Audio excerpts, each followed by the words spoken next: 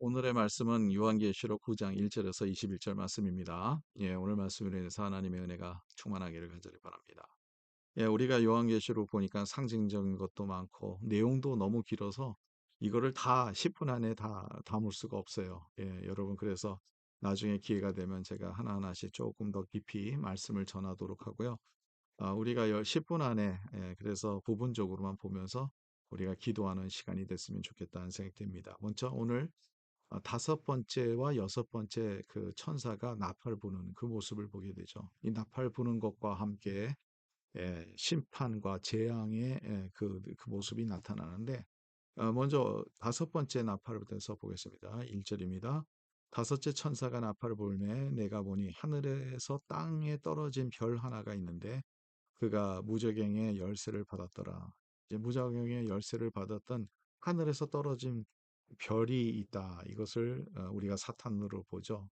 이것을 어떻게 보느냐에 따라서 이게 다르게 해석을 할 수는 있지만 여러분 우리가 그 시간이 허용되지 않아서 그렇게 생각하면 쉽게 이해할 수 있습니다. 2절입니다.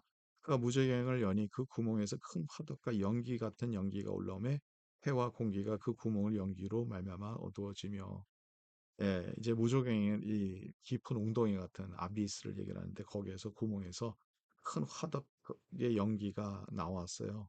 그게 그 지역 거기 있는 그 장소를 어두워지게 만드는 그 모습을 보면서 여기에서는 하나님께서 임재했을 때 이제 모세 앞에서 임재했을 때 시내산에서 그 모습을 이제 출애굽기 19장에 나오는 내용인데 그것을 아마 좀 생각하게 하는데 여기에서도 하나님께서 또 하나님의 심판을 선포할 때 이러한 일이 일어날 수 있다는 것을 보여주고 있습니다. 그 다음에 3절입니다. 또 황충이 연기 가운데로부터 땅 위에 나오매 그들이 땅에 있는 번갈의 권세와 같은 권세를 받았더라.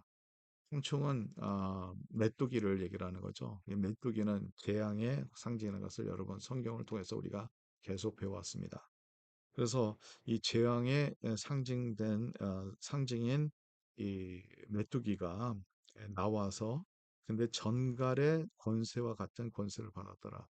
전갈은 우리가 그 스콜피언 예, 별로 이렇게 무서워 보이지 않는 그냥 자그마한 이제 그 곤충이잖아요. 근데 그 안에 꼬리에 그 독이 있어요. 그리고 사람을 죽일 수도 있어요.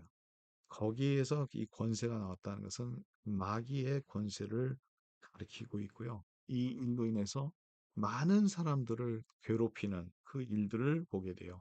근데 이 사람들이 어떤 사람이야? 하나님의 백성 아닌 자들을 괴롭히는. 그래서 5개월 동안 이제 그 절에 보면 5개월 10절에 보면 5개월 달 5달 동안 사람들을 해야 하는 권세가 있더라 이렇게 표현하고 있고요. 이제 11절에는 이제 두 이름이 나오는데 똑같은 사람, 똑같은 그 존재입니다. 11절입니다. 그들에게 왕이 있으니 무적행의 사자라 히브리어로 그의 이름은 아바돈이요 헬라어로 그 이름은 아볼루온이더라 이렇게 얘기를 하죠. 그래서 여기에서는 무적행의 사자가 왕이라는 거죠.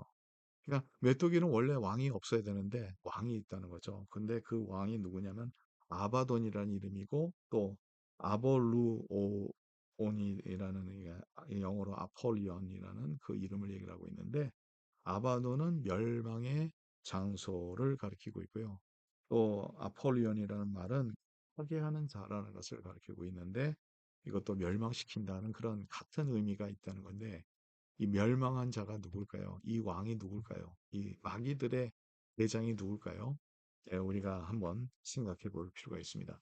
그 다음에 이제 여섯 번째 그 천사에 대해서 우리가 조금 더 구체적으로 보겠습니다. 여섯 번째 천사는 43절입니다. 천사가 불매 내가 들으니 하나님 앞에 대단 금제단 네 뿔에서 한 음성이 나서 이렇게 얘기를 하고 있어요. 여섯 번째 나팔이 부러지니까 하나님 앞에 금제단이 보이는 거예요. 그리고 네 뿔에서 나는 음성이 나오는데 그 음성에서 네 뿔에서 나는 것은 이 뿔은 힘을 가리키고 있는데 힘 가운데서 음성이 나오는데 하나님 앞에 제 금제단이라고 그래요. 여기 출애굽기 30장에 나오는 내용을 우리가 생각하게 됩니다. 이 금제단이 있는데 거기에서는 분량하는 단이라 이렇게 표현하고 있어요. 그리고 또 아까 우리가 이전에 요한계시록 8장에서 볼 때 이 금향 으로 성도들의 기도라고 얘기를 하지 않습니까? 하나님 앞에 바쳐진 성도들의 기도. 그래서 이 금제단은 무엇을 가리키고 있냐? 하나님 앞에 드리는 제사, 분향하는 그 제사의 상징적인 것과 함께 성도들의 기도를 우리가 볼 수 있는데, 그래서 어떻게 보면 이건 기도의 응답이라고 우리가 볼 수 있어요. 하나님의 음성으로 응답하는 그 모습을 볼 수 있는데, 하나님께서는 우리에게 응답을 여러 방법으로 하시는데, 또한 하나님의 모습으로 나타나면서 여기에서는 재앙과 심판을 선포하는 일들이죠. 예, 하나님께서는 때로는 공의의 하나님이시 시기에 우리에게 에, 응답할 때 은혜를 더할 때도 있고요. 또 오늘 말씀같이 이 심판의 선포가 있을 수 있다는 거예요. 하나님의 응답 가운데 하나님이 우리와 늘 그 교통함이 있다는 것을 다시 한번 가르쳐 주는 귀한 말씀이라고 우리가 볼 수 있어요. 그래서 여기에서는 놀라운 하나님의 그 응답을 기다리면서 주의 백성 주님 앞에 올려지는 모든 기도가 되기를 간절히 바랍니다. 근데 이제 14절입니다. 가진 여섯째 천사에게 말하기를 큰 강 유브라데에서 결박한 네 천사를 놓아주라 하매. 근데 이 네 천사가 놓아줬는데 15절입니다. 네 천사가 놓았더니 그들은 그 년, 월, 일, 시에 이르러 사람의 3분의 1을 죽이기로 준비된 자들이더라. 이 천사가 준비된 자들인데 보세요. 년, 월, 일에 딱 정확한 날짜가 있다는 거죠. 그 날에 심판이 일어나는데 3분의 1에 회개하지 않는 사람을 죽인다는 거예요. 예, 참 무서운 얘기죠. 예. 그래서 여기에서 중요한 것은 정확한 날짜가 있는데 그 날짜도 알 수는 없어요. 미스테리언이에요. 알 수는 없습니다. 하나님의 예수님의 다시 오는 날도 우리는 알 수가 없어요. 근데 반드시 일어난다는 거죠. 하나님의 말씀은 반드시 이루어집니다. 그리고 하나님께서는 하나님의 그 뜻을 반드시 이루어 주신다는 것을 여러분 믿으시기 간절히 바랍니다. 믿음 안에서 우리는 그래서 우리의 자신을 살펴본 오늘 말씀과 함께 우리가 깨달은 것은 회개하는 자가 되어야 된다는 거죠. 한번 보세요. 20절에도 이 재앙에 죽지 않는 남은 사람들은 손으로 행한 일을 회개하지 아니하고 오히려 여러 귀신과 또는 보거나 듣거나 다니거나 하지 못하는 금, 은, 동과 목석의 우상에게 절하고 이 세상의 세속적인 것을 금, 은, 동 뭐 이런 것을 이제 나무로 만든 이런 우상들의 절하는 이 세상에서 사람들이 만드는 우상에 절하는 그러한 모습에서 회개하지 않는 모습이 나타나는데 21절입니다. 또 그 살인과 술과 음행과 도둑질을 회개하지 아니하더라.